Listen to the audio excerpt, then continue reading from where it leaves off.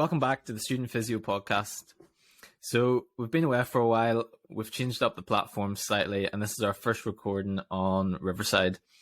The three of us have had a pretty busy summer. Lads, do you want to give us a bit of an update on what's happened? So we both graduated, obviously, out in the real world now. I currently have a job within the NHS, pending start date, but yeah, that's secured now, and I've just started a second role with Ilkley Rugby Club, just working as a physiotherapist for them as well. Yeah, and then for me, obviously graduated, and then was lucky enough to go away travelling with Lewis, actually, over in America. And then once I came back from that, I've just been job searching, basically, looking around for jobs, going to interviews. I'm not quite there yet with being employed like Brad is, but hopefully I will be soon. Happy days. And but on me, I'm going into my final year now, so I'm playing catch up on the lads, but I'm starting an internship in the next couple of weeks with physio, sport and performance, back home with Helen McElroy. So I'm really looking forward to starting that for the next 6 months, heading towards graduation. So episode 21 of the Student Physio podcast. Been a while since we've recorded an episode. We've been quite busy on Clubhouse. So this week we're primarily going to be talking about the lads and their dissertations. So we're going to try and dissect both of them, two very different topics. So this will give us quite a good range on what we're going to talk about. But before we get stuck into the episode, we just want to sort of spot. This episode's brought to you in partnership with Neonic Training Solutions. Neonic are a new sponsor of the Student Physio podcast. Neonic offer bespoke training and placements for healthcare professionals and medical students across the UK. They're based in Shipley in West Yorkshire and have a fantastic facility to accommodate for a wide range of learning needs. They also offer physiotherapy treatment to the public with a free consultation and 5 follow-up sessions amounting to a total of £20. If you're interested in an elective placement as a healthcare professional or student, contact Neonic at support@neonic.co.uk. So lads, getting stuck into this episode, do you want to give sort of a brief overview on what your dissertation topic was, how you got to it, and a little bit of background into the topic, if we start with you, Brad? So I took the subject of using technology within stroke rehabilitation. So mine is all about virtual reality and how that can be used within stroke rehab to not only just work as a therapy adjunct and improve function, but more on how it can affect the mental health and well-being of patients post-stroke.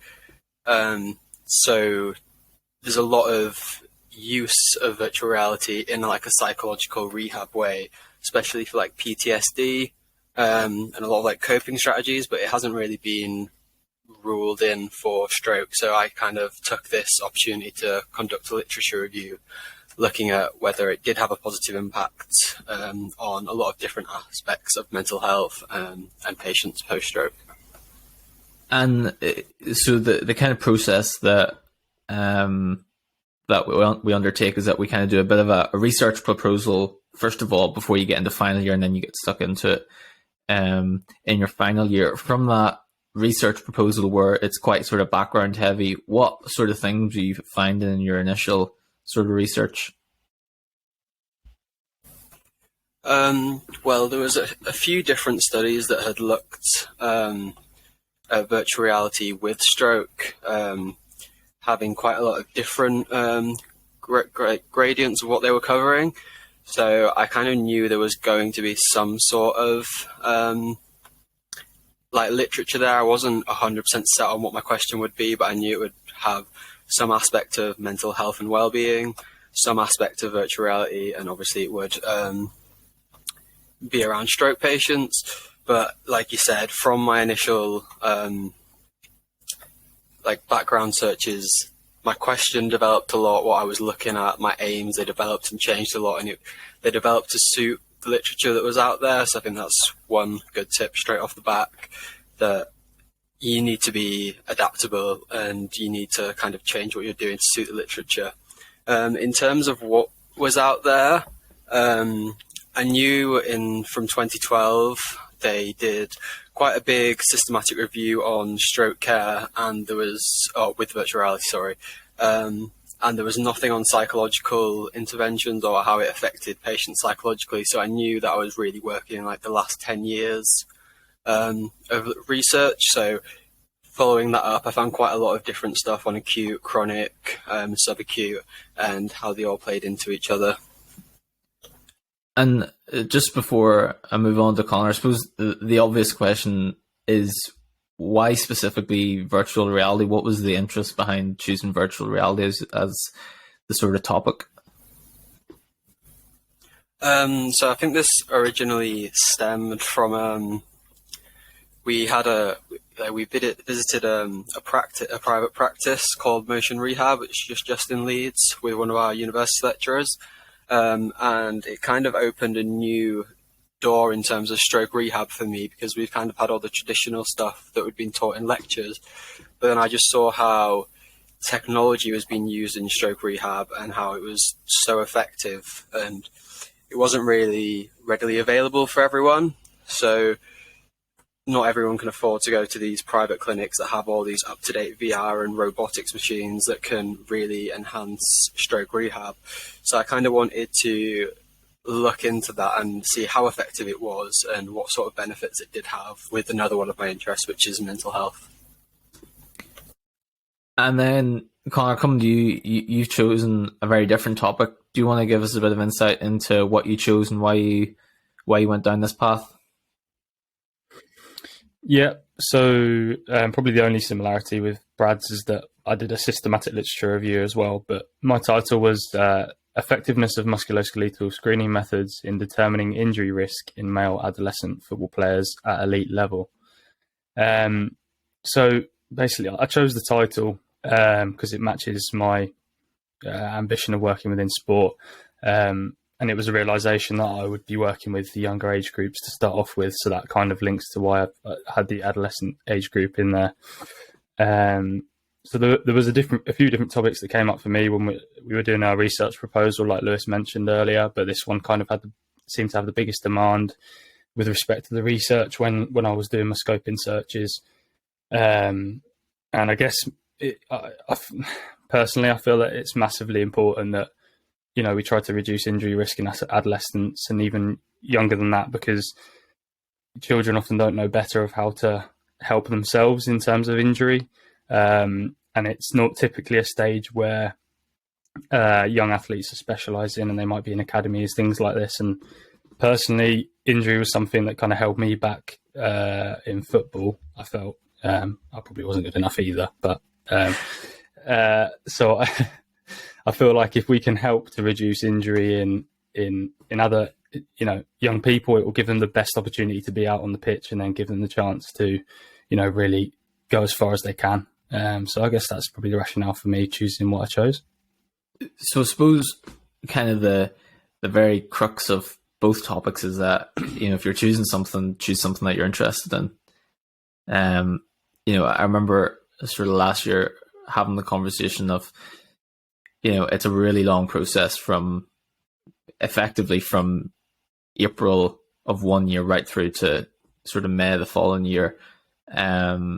If you're doing a year of something that you're not interested in, that's going to make for a very long, arduous process, isn't it? I'd massively echo that. Yeah. Do pick something that you're really interested in, because it's no joke how involved you have to be with that topic, how much reading you have to do on that topic. Above all else, do something that you're interested in, because that will get you through the times when, you know, are really not motivated today to do it. You just go back to that, why am I doing it? You know, what's the purpose behind it? And it will motivate you to get through those times where you perhaps don't have the motivation to get stuff done. Yeah. And Brad, do you have any sort of thoughts on that as well? Yeah.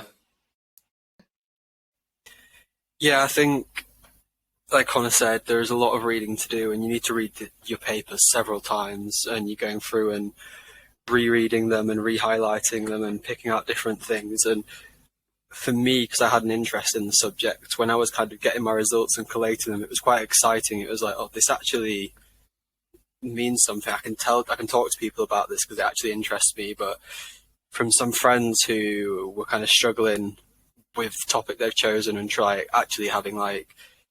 being inspired to do it, they just couldn't find the motivation because it didn't excite them. It didn't draw them in, didn't give them that motivation like Connor was chatting about.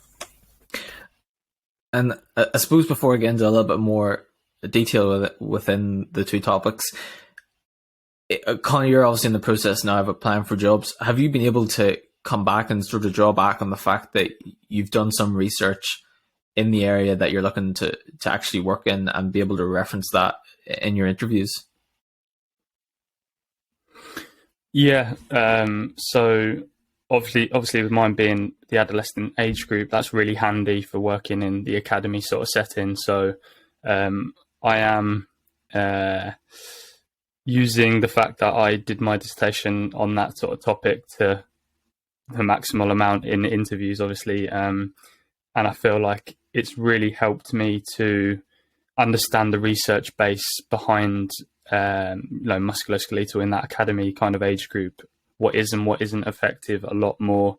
So I'm really glad that I've done it because it's given me that sort of research knowledge behind it. I've got the practical idea in the sense that I've done placements. I know what it looks like visually, but the research side of things and the more data side of things, I've got a bit more of an idea now. So yeah, it's made me a bit more confident. I think it also shows a willing as well. Like, you're not just applying for these jobs because you want to work in sport. You dedicated the last 2 years of your research project to this as well. So it definitely shows that you have a keen interest in this and you're able to produce high quality work in this area. Yeah, definitely.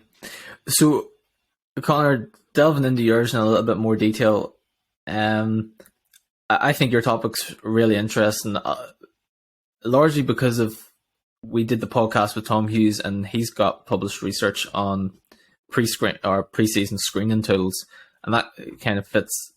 It's in the same sort of pathway as yours. It gives a quick rundown of what a functional movement screening process actually looks like. Yeah, so a typical musculoskeletal screening will normally involve sort of different functional movements that allow a physio or strength and conditioning coach to see or measure different parameters that might act as predictors for injury. So just to kind of give an example of that, it might be that they get you to do a single leg hop for distance, and then they'd measure the distance and cross-reference this with your teammates' scores, other research, or against the other limb and come up with perhaps a symmetry index. That's something that I've seen is heavily used in research as well, to determine what the score is and if that would leave you at low or high risk or medium risk of injury in the future. And then typically you'd group more than one of these different tests together, and that would help to be a bit more rigorous in testing for that injury risk. So something that I've kind of learned from doing the research is that it's quite a theory. It's a theory that you can do this, and I think we're starting to learn now that the amount of different parameters that you actually would need to measure, and the complexity of the different parameters that you need to measure to actually determine injury risk is quite a lot more complicated than just watching someone squat and seeing how much valgus they've got. Prediction injury is very, very complicated because you're trying to obviously estimate if something's going to happen in the future, and that's not always as cut and dry as we kind of try and make it out. So it's kind of humbled my estimations of predicting injury as well, and what's actually possible. But we still obviously try to do it anyway. And by sort of humbling, do you mean that don't take the data as gospel? Is that kind of what you're getting at? Yeah, I think there's an element of that. I guess it's like with everything, it's no one answer fits all. You have to put together a lot of different things, whether it be visual, it's how the player feels psychologically, what their movement looks like, their fatigue levels. It's not just in that screening, what were their numbers, and then that, you know, that's going to determine whether they get injured or not. It's a lot more than that, but obviously we know for this systematic literature review that I carried out, it would have been a very big research review to have looked at every single parameter. So, you know, for obvious reasons, I only was able to look at that screening side of things. But I think if we could bring together all different aspects in a research paper, you know, that would make for something pretty special. And I know Dr. Tom Hughes that we spoke to before is a real pioneer in that area. And every time he brings something new out, it's like, you know, really eye-opening, because we're now talking about AI and computers to measure all the parameters, and, you know, it's getting into real complex areas. Yeah, I just wanted to jump in there. I think there's quite an important point that you just raised there, Connor, about like the scope of your research question. And I think this is something that can catch a lot of students out, especially if you're at the master's level like we were at, is trying to encompass too much within your research question and not actually answering the research question. So, like, for example, with mine, I had an 8,000 word dissertation thesis to write. And obviously you can include quite a lot of information in there, and you can cover quite a large scope and quite a lot of detail. But then when you try and translate that into the literature review, like journal article we had to do, that's only 3,000 words that we were allowed. So there is no way that I can translate all 8,000 words effectively into. You need to consider the scope. Can you answer your title? Can you cover all your aims? Do you realistically think you can do that?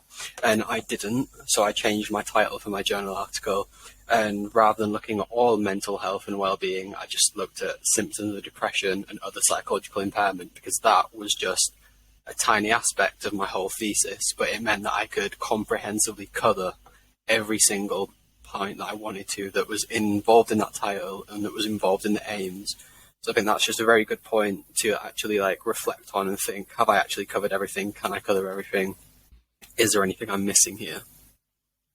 Yeah, I would definitely agree with what you've both said there, and that I'm kind of at that stage now, where a couple of months ago when you're kind of putting an idea together, like we were sitting in the kitchen corner and I had like all these ideas written down of pretty much the same topic, but it's like, how can I make this as simple as possible?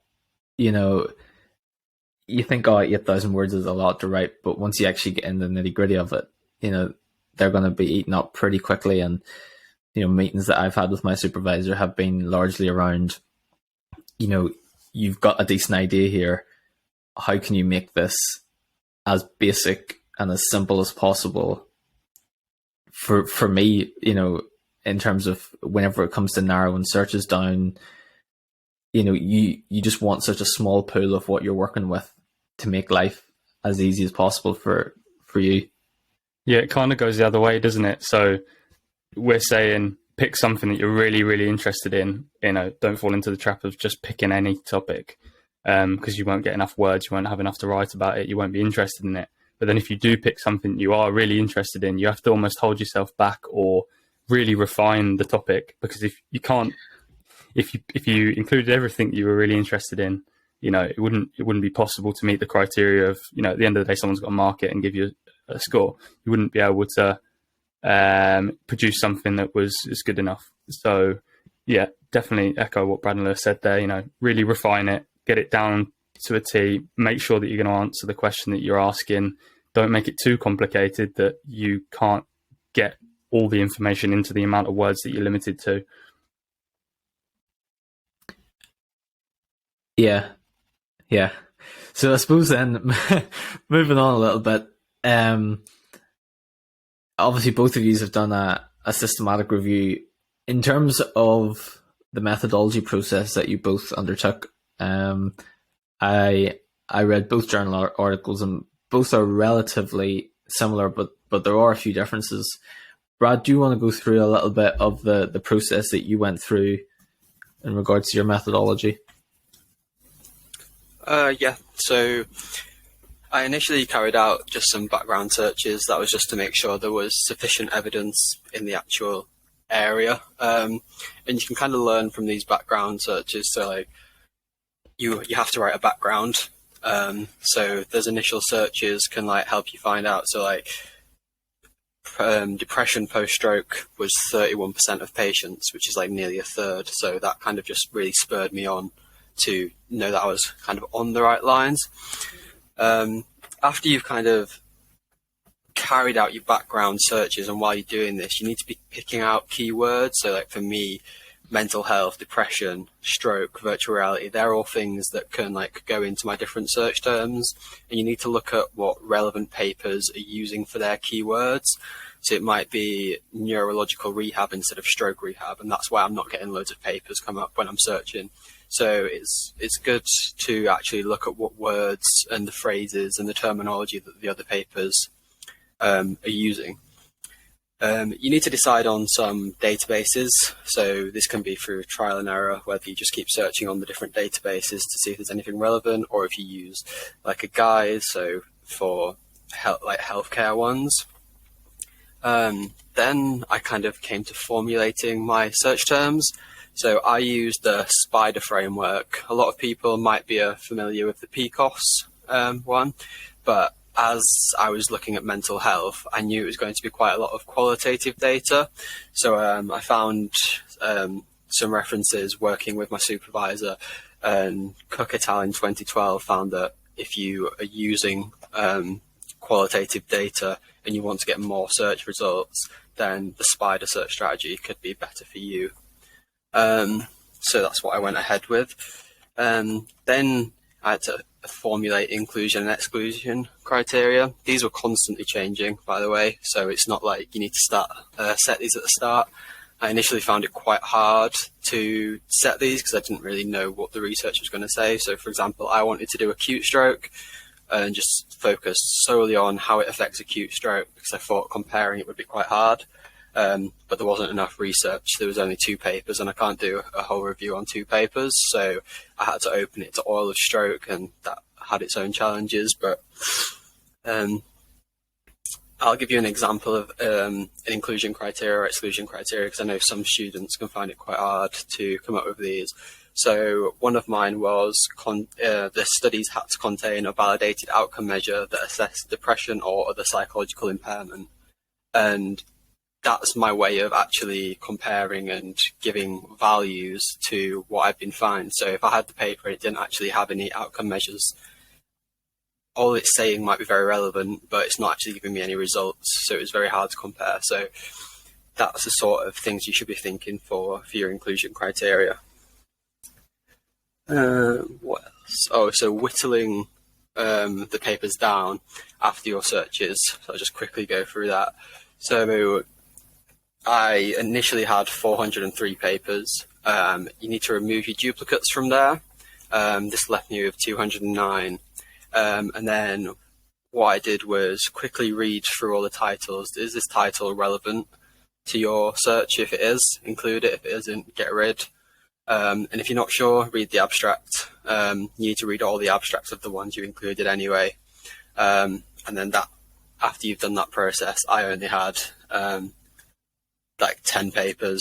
I put them against my inclusion and exclusion, which removed 4, and then I went on to full text. And I didn't actually have to remove any at that point. So I had my 6 papers that I included in my review. Sorry, a bit long-winded, but that was all my methodology. Yeah, Connor, and then sort of go back through your process was slightly different. Do you want to go through that first? Yeah, I probably won't be able to fill in any gaps. To be fair, Brad did a pretty conclusive outline of what goes on. So originally, I planned to do a meta-analysis. Me being me, trying to do the best and the most difficult thing. So I intended on doing that early on, and the process would have been a lot more extensive, and it would have been, sort of a higher level of research. But for the data that I was finding in the papers that I'd chosen, it wasn't homogeneous. So if you don't know what that means, it's the data in there wasn't as similar enough. So the way it was analysed, the data that was used, and the way it was measured wasn't similar enough across the papers that I'd found to then do a meta-analysis. Aside from the fact that my supervisor probably wouldn't have been best placed to be able to help me with that as well, so I would have had to seek extra advice. So realistically, in a university setting, when you're doing a bachelor's or a master's, a meta-analysis is very rare and normally not possible. So yeah, I kind of had to leave that one at the door, leave my ego at the door as well, probably as well. So just to kind of really briefly sum it up as well, just in case, just to try and fill any gaps if Brad didn't cover any. So you carry out all the scoping searches, confirm the title you're going to go with, complete your ethics, send that off, and normally if it's a systematic literature review, you won't have any problem. It will get back straight away, and it won't be a problem. Finalize your searches, and then from there, read through the articles by title, abstract, full text, and then you can determine which ones you're going to go with for your systematic review. So I had to alter my title slightly and search slightly as I went on to elite level male players, just to get good enough search results. And then once I'd selected the papers, you obviously read through them thoroughly, analyze those papers. And for me, it was picking out the screening methods that were used in each different paper. So I think there was, I had 6 papers all in all. And across those 6 papers, I had 21 different screening methods that were used. So it's then a case of, right, so which ones are used across all those papers, and then which ones are the same across those papers, to then compare across the different papers the same screening method and the effectiveness of that method across the papers. I don't know if I can put that any more simply. So yeah, lots of paper all over the desk, lots of post-it notes, lots of highlighting, but you just got to kind of plow on, because once you've got past that stage and you kind of got your head screwed on with what's where and who's used what and comparing across, that really helps you to crack on with the analysis side of things and get some words down on a page. And then yeah, so writing's really just a literary reflection of that analysis process. So once you've got that nailed down, if you can get that down in words, you're on the home straight kind of thing. That was a pretty comprehensive overview from the both of you there. In terms of that sort of, you finished that methodology process, or you finalized your paper. So Brad, you said you got from 400 odd down to 6. Those papers that you finalized on, what were the quality of those papers like, and how did you go about sort of determining the quality of those papers? Yeah, so to determine the quality, you need to use a critical appraisal tool. For me, I like using CASP. It's just the one I'm most familiar with. I don't think there's any right tool to use. I think the most important thing is that you understand what the critical appraisal tool is asking, and that you're familiar with it and that you're confident with using it, because it's only as good as the user. So you need to make sure that you actually know what you're doing. There is, like, for me, I like CASP because there's little questions, and the little questions are like prompts to me, and when I'm reading from a paper, it can kind of give you a bit of a boost of, this is what I'm sort of asking, because some of the questions can be quite broad. A lot of people tend to use Sign, and that as a whole, like a separate sheet that gives you loads of prompts. So both of them are good to use. It's just up to you. Yeah, I went through the critical appraisal process, and then I applied a Sign level of evidence to each one, because CASP doesn't really have a way of grading like how good the quality was. I had some that were sort of reasonable quality. I didn't really have any that were like a very good quality. And then I had some that the methodology was a little bit questionable, and I still included them because I wanted to basically show that this is quite an upcoming area. There's not much research in the sort of area that I was looking at, so I felt like all the papers should get their like points raised. But when I was raising those points, I made sure to say that this paper didn't really have the methodological quality that we would like, so these results need to be interpreted with caution, because there were some questionable things or some things that might have introduced bias in the paper. So you really need to like pick up on that, and don't just say, oh, it's a low quality. You need to be saying why and what implications this actually has for your literature review, because you're including this. I think one good way, like Connor just said, was the highlighting. When every single time I read through my papers, I had a different highlighter color for everything. So it might have been, this could go in the background or this could go in the methodology. And one of them was critical appraisal. And if I heard something was only single blinded, give that a highlight, write a little note saying this is single blinded, it needs to go in critical appraisal. And then when you actually come to do your critical appraisal, everything's highlighted for you. You just go and find the yellow highlighter, and it's much easier that way. One thing I did just want to jump in on as well, with kind of like the quality and how you get your information out of the papers, is the difference between data extraction and data synthesis. So I originally thought this was just one thing. I kind of went through and made my data extraction table, and I was very happy with everything I'd done. So like, right, I can get to writing. But the data extraction is sort of taking all the information that you think is relevant out of the papers and displaying it in a table. So for me, this might have been like what sort of virtual reality they use. So it might have been Nintendo Wii console or Xbox Kinect, for example. Then the data synthesis is, what does that actually mean for your question? So it might be looking at the outcome measure scores and comparing them across like the start and the finish. Did they actually improve anything? So you actually need to do these two separate processes, and that's how you're going to get the sort of higher grades, because you're not just taking the information out and repeating it. You're sort of generating your own information and your own conclusions, and it really helps your discussion because all your talking points are from your data synthesis. And Connor, again, that's pretty comprehensive in terms of that process. I'm right in saying that you used Stein for your critical appraisal, didn't you? Yeah, I did.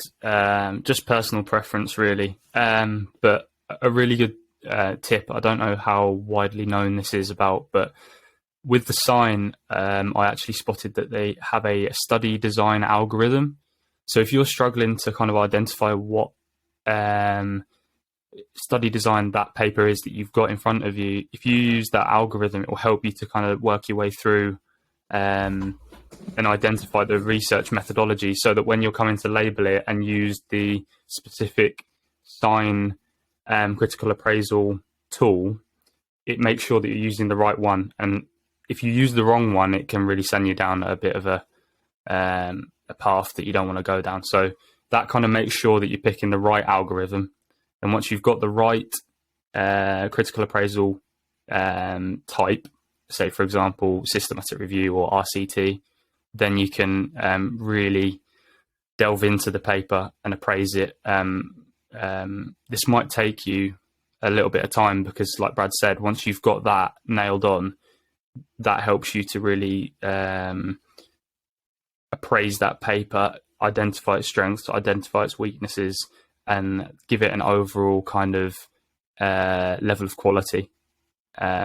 So in my dissertation, the highest level was like 2++, and the lowest was 2-. I also used the sign kind of level of evidence thing as well.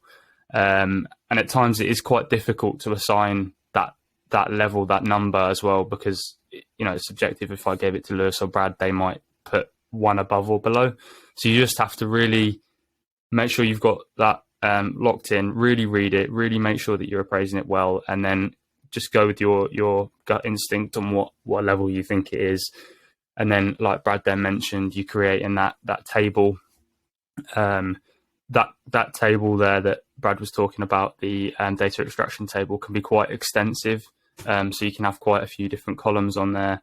So you might have like the citation of the paper you've got and the title, the level of evidence from your grading system, and then it might be things like if they've used any funding, the screening methods for me, if they've used it, the measure of effectiveness, which obviously I then had to compare against each paper. And then the average age of participants they had, if they used statistics and what type, sample size, so how many people in the papers, and then did they overall determine injury risk. And then, like Brad mentioned, underneath that, in your data synthesis, that's when you start talking about it with words. So you're collecting the data from each paper, you're synthesizing it in a table, and then you're writing about it below. And if you can do that well, like Brad mentioned, you're going to get decent marks, because it's all about that analysis and synthesis of complex information that gets you the good marks. Excellent. I'm sure that'll be useful for many people out there, and even throwing those wee tips in around science stuff is really good. So moving on then to, I suppose, probably the fun part of it, if there is a fun part, is looking at sort of the findings of those papers. So Connor, do you want to go through some of the findings that you had come out with? Yeah. You talk about a fun part. Sometimes it isn't when you get to the bottom, and it's not what you kind of expected. And what, you talk about people, the reviewers, and having a bias. Obviously, I did it with a very neutral head, but at the back of your mind, you've always got something that you think it might come out with. So my review kind of found that from the papers that I'd synthesized, that the screening methods might not be effective in determining injury risk, but it doesn't discount their ability to be used as an objective marker, for example, so collected prior to the season or when the player's at maximal fitness, and then use it as a measure to get the player back to when and if they get injured, sort of thing. And like I mentioned, my title that I investigated may have had a different outcome to if I'd have done a different title. So I know now they're using the GPSs that the players wear, corroborating that with other data, whether it be wellness scores and things, into a program, and then that can give a more accurate measure of risk of injury. But obviously I didn't look at that. I looked at the raw basics. I was looking at the screening, the musculoskeletal screening. So that's right back to basics. Is how does someone move the centimeters that they jump? The papers that showed the most promise, or the screening methods, should I say, that showed the most promise as being statistically relevant were the Nita wall, the tuck jump assessment, and the single leg hop for distance, as well as the functional movement screen. So that's kind of sums up the main findings of my paper. And Brad, what sort of findings were you coming out with? So obviously the stage of stroke, which we'll probably come on to in a little bit, matters a lot. So your rehab potential changes as you get further down the line. So when we were looking at different interventions, it was quite hard to compare the effectiveness of it at an acute stage, at a subacute stage, and at a chronic stage. Not only that, but they were all using different VR. They were all using different intensities, different frequencies and lengths of the VR. So it did make it quite difficult. But as a general theme, it really does have a positive impact on psychological well-being. So it may not have always been reductions in depression that were significant, but it may have been like a slight reduction in depression and a significant reduction in anxiety, or like self-care may have gone up, ability to complete their own ADLs, less reliance on like their caregivers. Because I think one of the big things is when these patients have post-stroke depression, obviously their life's been turned upside down, and post-stroke depression is often related to an increased hospital stay, increased mortality rate, lower cognitive function, and just a general lower rehab potential, which obviously leads to the higher dependency. So it was really good to see that actually, as a result of this VR intervention, we were actually reversing those things, and people were getting like more self-efficacy. They were like realizing what was going on. They were having better cognitive function. So it was like really exciting to see. I think some of like the drawbacks, because like one of the studies compared it with robotics, and robotics had way better functional outcomes. Maybe not the psychological outcomes, but the functionality. It was shown that it can be better elsewhere. So it means that VR may not be like sort of one shoe fits all sort of approach. It might just be another adjunct that we can use, rather than VR is going to completely reform stroke rehab. It might be just that if we realize that a patient is struggling with psychological impairment, that we give them a sort of a quick VR like rehab schedule, just because we know that it may not increase their function, but it will have those psychological benefits for that patient. One of the other things that I was going to say about this was how inclusive it was. So one of the studies that I looked at had patients with aphasia, so that's problem speaking. And obviously that's quite a hard study group if you're going to conduct research on people that have got problems with communication. So it just showed the like the versatility of VR, so that this group that's usually left out of all research and isn't really included because they're really hard to work with, they were able to complete a VR research project that went on for 6 months in that study. And they actually all got loads of improvement. So it just shows that this is definitely an adjunct that we can be using with a lot of stroke patients in the acute and subacute and the chronic stage that are going to have benefits. And there's so many variations of it that definitely can be possible. Just a quick point before I ask another question about your findings there. Connor, you mentioned about the sort of statistical significance of some of the tests, and I think statistics is probably an aspect that students would struggle with more than any. I certainly find that in my year that statistics is quite hard to get your head around. Just for anyone listening, a good video that I came across the other day on Twitter on Aspetar's account is a presentation by Rod Whiteley. And it's basically called How to Lie in Sports Medicine Using Statistics. And he kind of goes through how, the p-value is quite a difficult thing to get your head around, but it's not sort of the crux of everything, in that how a lot of research is conducted to fit what the journal article wants in their paper. So you might want to go down one path to get the result that you feel like this is what needs to be published, but that might not necessarily align with what the journal article is looking for. And he says, you get so many papers that get submitted that get rejected until you get the one that article wants to accept. And he was talking about how p-value and those results can play a big effect in that, and how some papers that might not appear to be statistically significant because there's maybe less papers or there's less participants involved in it might actually be more statistically significant, but due to the sheer volume of data that's present in that paper makes it appear that it's less statistically significant. So it's quite a good little video. It's only 10 minutes, and then I think you can go onto their YouTube and get something a bit more extensive, but it's a good watch just for getting your head around that. No, I think that's definitely a really good point to raise, Lewis. I think a lot of people in our year struggle with statistics as well.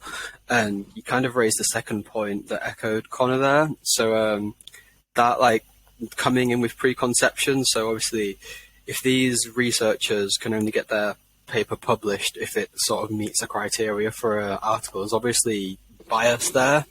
And I think this is what some of the lecturers are really looking at when you're writing your dissertation.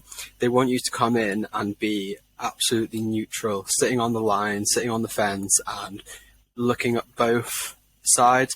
So for my example, I obviously really wanted VR to be effective. I think it's one of my interests, so I really wanted it to be effective, but I couldn't come across as that sort of, I want this to be effective because, and only take the ideas that were for it and not against it. And that's how you're going to get those higher grades, by coming in with no bias and not making that mistake, and just like actually putting the arguments for and against, and then being critical about them both, comparing them and deciding which is it good for, is it for but you need to consider this, is it actually not recommended, and you need to come on with that critical head, or you're just going to lose marks, especially at level 7. I think that was one of the huge things for us at the master's level. They're really on that. Yeah, not too much to add. Didn't kind of from what Lewis mentioned there about the research, and as you go through and you learn a bit more about research and you in general and databases and all that sort of thing, you do start to learn that actually there isn't quite as much honesty with papers and things like that. There's a lot more bias involved in things than you might think. A paper might be presented in a way where it looks, $1 million and there's no bias involved, but there's always bias involved at some level or some capacity. At the end of the day, humans writing it. So yeah, just kind of be mindful. Always look at a paper with a bit of more of a skeptic side, a bit more of a skeptic attitude, and then that will really help you to analyze it, pick it apart, dissect it, and then hopefully your analysis or your dissertation will benefit from that. Yeah, definitely. I agree with that. So coming sort of towards the end, I've got a few more questions left. Brad, you mentioned earlier on about how you wanted to focus initially on acute stroke, and then that was obviously proven difficult. Do you want to sort of talk through the comparison and the results using VR between acute stroke patients and then your more chronic type patient? So what I kind of found was that in the acute setting, obviously these patients have just had the stroke. They're still kind of getting their bearings on what their new function is like and what they're like kind of gauged at. So it tended to be almost a shorter time frame for the VR. That might be because you can have like motion sickness or like kind of loss of spatial awareness when you're in VR. So it kind of tended to be on the shorter end. So it kind of ranged from 15 minutes to like up to an hour. And there were some worries about patients getting like motion sickness or disorientated or not being able to tolerate the VR. But it was actually found that even with semi-immersive VR, which is like a screen that's big enough to kind of feel like you're immersed in the VR setting, nobody really had any effects that they couldn't tolerate it. And in the chronic like groups, they were going up to 2 hours, especially with the people with aphasia, and they were all tolerating VR fine. And then a new study just come out, which I didn't actually include in my review, which looked at fully immersive VR, and all the patients tolerated that as well from the stroke background. So I think it's definitely something that we can look at going forward. In terms of frequency, the acute groups tended to have like up to 5 days a week. So your standard stroke care being 5 days through the week, and then obviously weekends usually off. If we could give 7-day care, it would be great, but it's not always exact how hospital trusts can run. So it was good that they kind of replicated that sort of hospital pattern, and as little as 15 minutes like a day in the like initial days afterwards was having really good results. So definitely something that could be implemented that way in just like a small increments. And then the more chronic ones were tending to have like twice a week, just going in, so that if you were living in the community, you could go in to the hospital twice a week. Or for some of them, having like a Nintendo Wii, they could be working on that at home, and they could do it as much as they wanted, as intensive as they wanted. So then I suppose kind of wrapping yours up, now that you're a band 5, you're obviously doing rotations now. If you had the chance to work in Euro, how would you like to see VR sort of implemented into rehab, or how would you implement it into your rehab?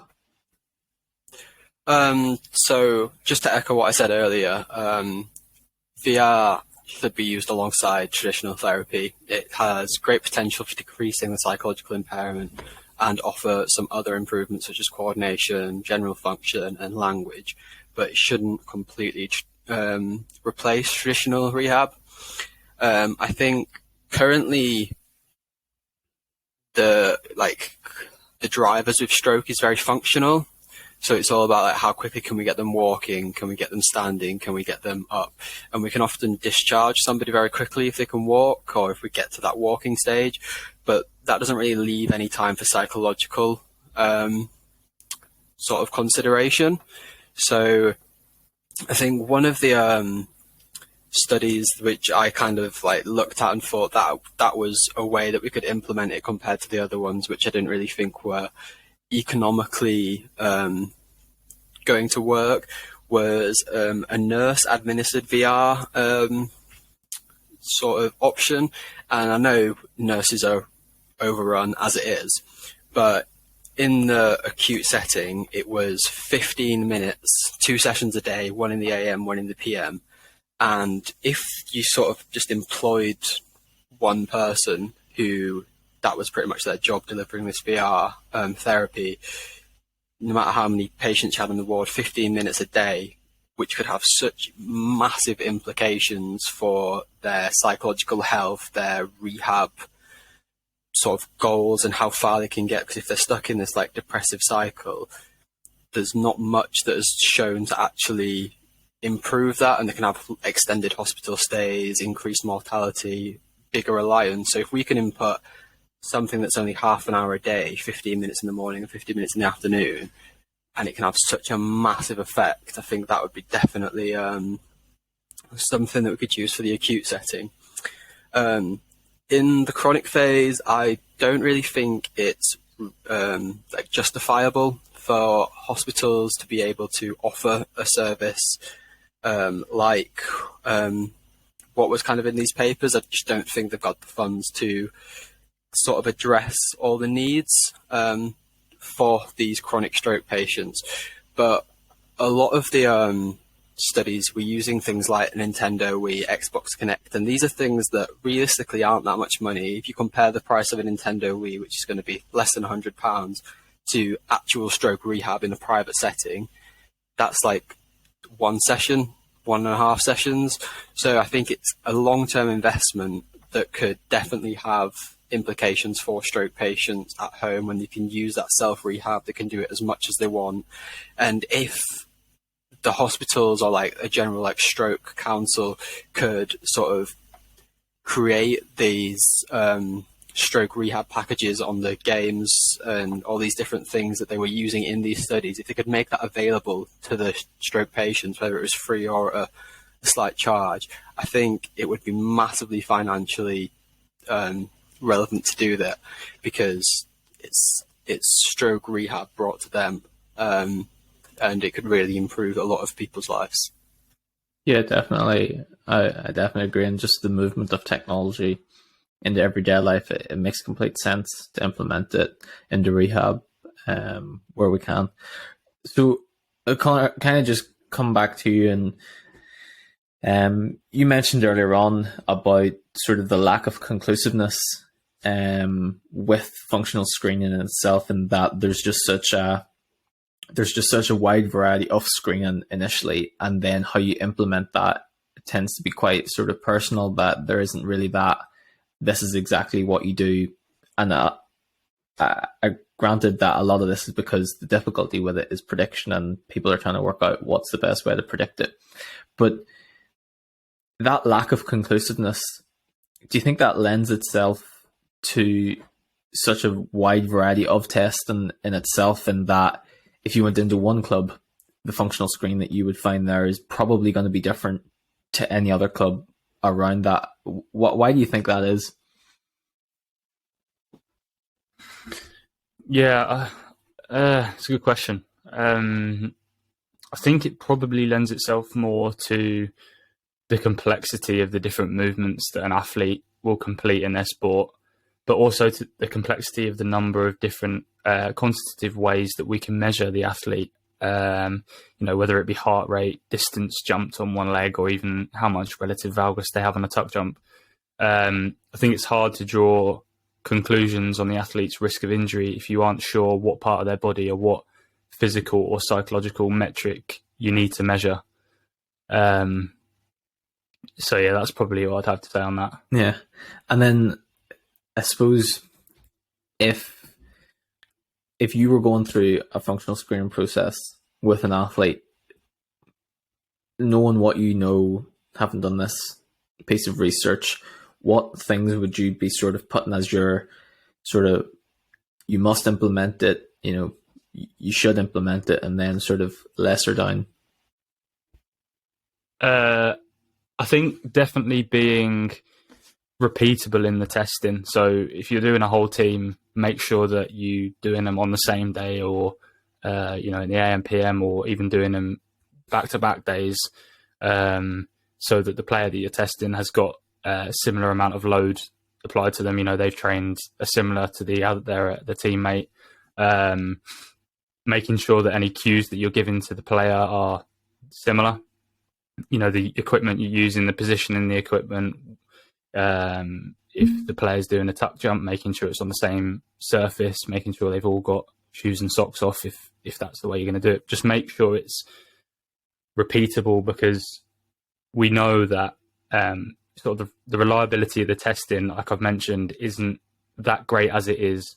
So if you can minimize the amount of extra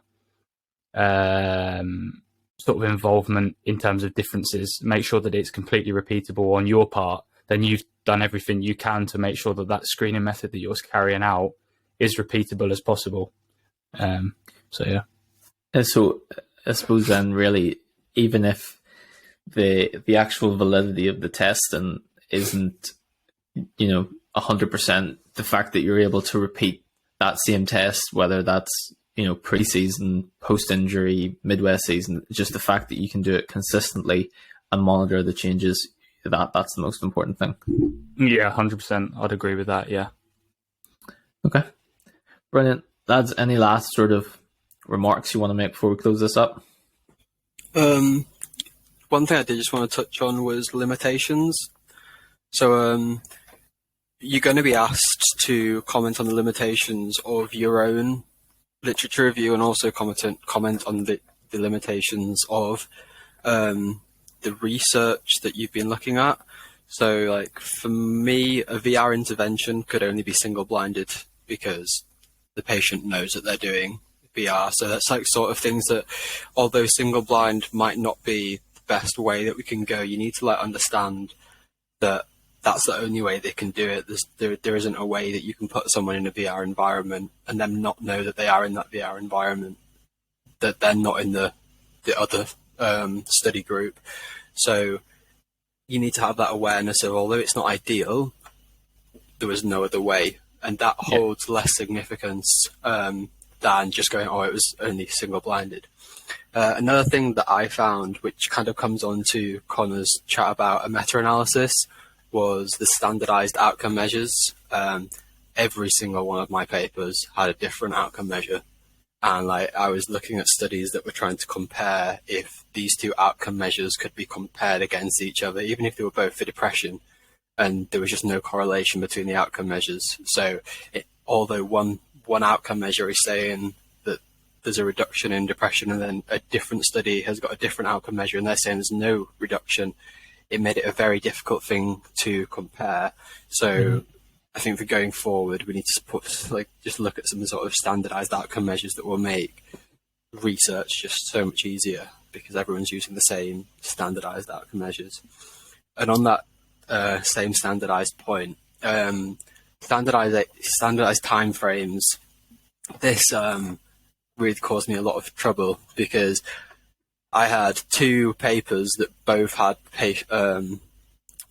patients around the 7 weeks mark. One of them said they were subacute, one of them said they were acute. There's no actual standardized time frames for what each stage is. So I kind of had to really dig into that and find loads of different references and come up with my own standardized time frames, but still kind of like that paper has published its results saying that it's an acute population, even though I think acute should only be 0 to 14 days and it's 7 weeks down the line. You still need to, like, that paper has said it's acute, therefore it's acute. You can't change what they've done because it doesn't suit you. So you need to kind of acknowledge it, but you can't change what the paper said. You just need to acknowledge it. And then within my research, obviously we're a sole researcher, so you should definitely be saying that there's lots of limitations there, although working with your supervisor, working with the subject librarian, working with anyone else that's helped you, put that in, because that means that you've actually sought help from other people. It's not going to take away from your grade, it's actually going to boost it, because you're now taking away bias because you haven't done everything. The sign grading system, like Connor said earlier, is subjective. So if I graded something, if Connor graded it, if Lewis graded it, we could all get a different grade. So it's not exact, it doesn't have exact parameters. And then the sort of meta-analysis sort of thing that you said before as well, Connor, there's so much heterogeneity in the research. They're all looking at different things with different populations, with different outcome measures, so we can't conduct a meta-analysis. So they're sort of the limitations that you could be thinking about putting in for your thesis. And so obviously lots of other things that you consider, but I think generally just say how it is. Don't try and like cover anything up, just be open, honest, and that's how you're going to reach the higher grade boundaries, by saying everything that you've done and why you've done it.